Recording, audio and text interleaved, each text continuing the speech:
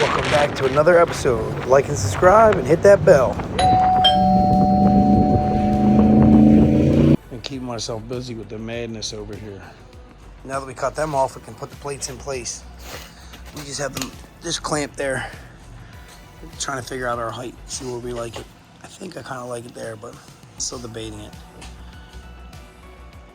And then I'm gonna have to do some measurements. Gotta measure bottom of the plate to the bottom of the plate, top of the plate, top plate. Make sure you got nice. Make sure it's square and all that. Oh, come on.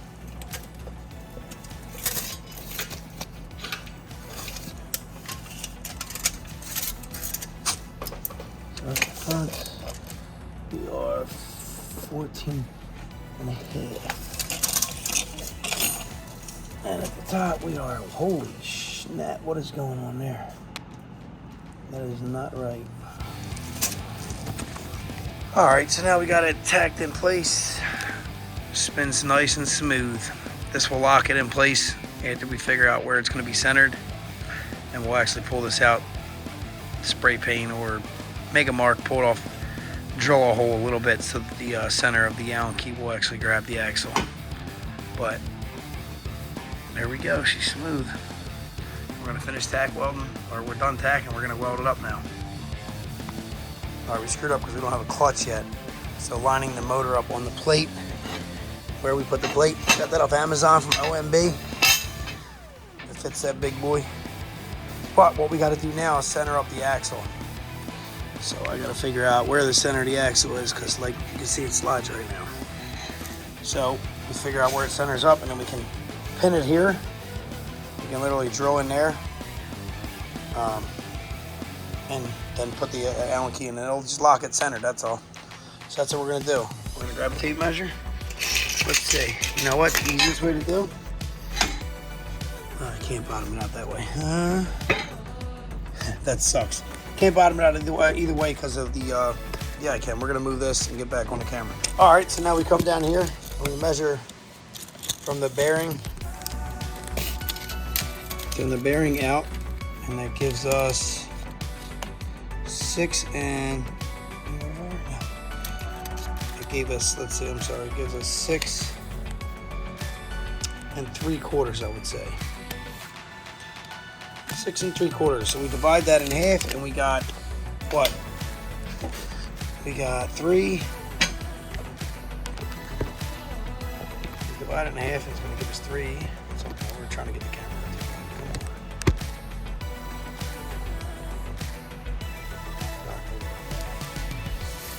We're gonna bring it out 3.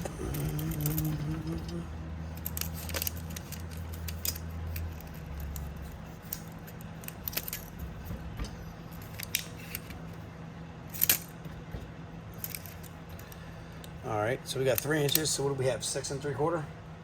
Half of 3/4 is what? 3/4. Yeah. 3/4 divided by 3 is what? 25 cents. What's half of 25 cents?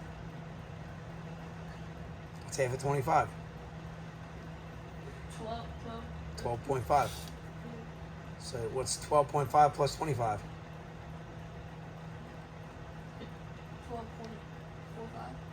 12.5. 12.5. Nah, I screwed up my own head, but I was. 25, right? I screwed up my own head, what I was saying. Anyway, half of 3/4. That's what we need. So, half of 3/4 of an inch. 3/4 of an inch. We got 3/4 of an inch. Split that in 3, and you got what?